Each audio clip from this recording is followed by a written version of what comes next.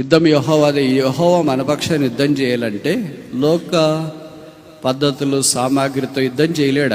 ఆయన దైవికమైన విధానంలోనే కర్ర, రాళ్ళు, వడిసెలతో మాత్రం యుద్ధం చేయగలడు. ఇప్పుడు ఈ మూడు మనకు జ్ఞాపం చేసేది. కర్ర ఏ జ్ఞాపం చేస్తుంది? వాక్యము, స్టాఫ్. నీ దుడ్డు కర్ర దండము నన్ను 23వ కీర్తనలో మనం చూస్తాం. కనుక వాక్యం మన జీవితంలో ప్రాముఖ్యంగా పనిచేయాలి. రెండవది ఏంటి? రాళ్ళు.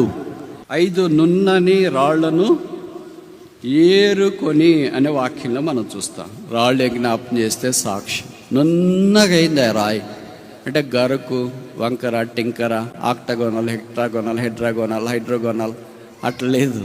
రౌండ్ షేప్, యాంగిల్ ఉంది, షేప్ ఉంది.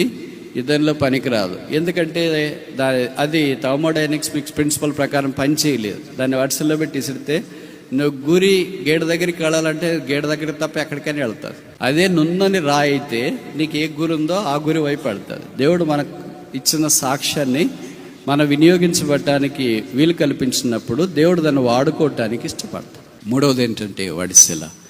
వడిసెల ఏ జ్ఞాపం చేస్తుంది? పరిశుద్ధాత్మ దేవుణ్ణి. కర్ర దేన్ని జ్ఞాపం చేస్తుంది? వాక్యాన్ని. Stone talks about the testimony. ఇప్పుడు మనకి ఎంత టెస్టిమోనీ ఉన్నా మనం పరిశుద్ధాత్మకు అప్పగించుకోకపోతే, అంటే ఆ రాయి వడిసెల్లోకి రాకపోతే ఇట్ హ్యాస్ నో పవర్.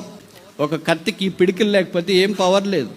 ఒక కొడవలికి పిడికిలు లేకపోతే, ఒక గొడ్డెలకి పిడికిలు లేకపోతే, ఒక బాకుకి పిడికిలు లేకపోతే ఏం పవర్ లేదు. ఆ పిడికిలే పరిశుద్ధాత్మ దేవుడు. ఈ మూడింటిని పట్టుకున్నాడు.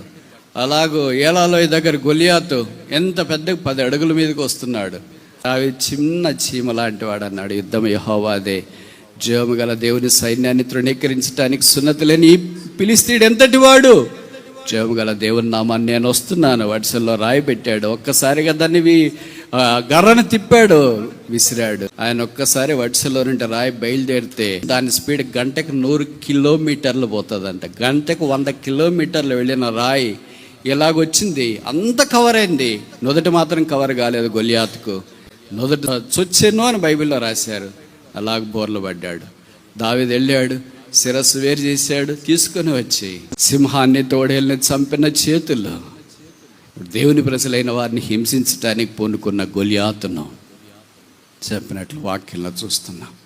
ఈ దినము లోకము, శత్రువు, సాతానుడు మన మీద దాడి చేస్తూనే ఉన్నారు.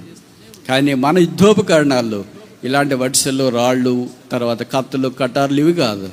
మన యుద్ధోపకరణాలు ప్రార్థన. ఎవరు ప్రార్థన చేతులెత్తి ప్రభు వైపు చూస్తూ ఆయన సింహాసనాన్ని కదిలించడానికి పూనుకుంటారో వారి పక్షాన ప్రభు సహాయం చేస్తాడు.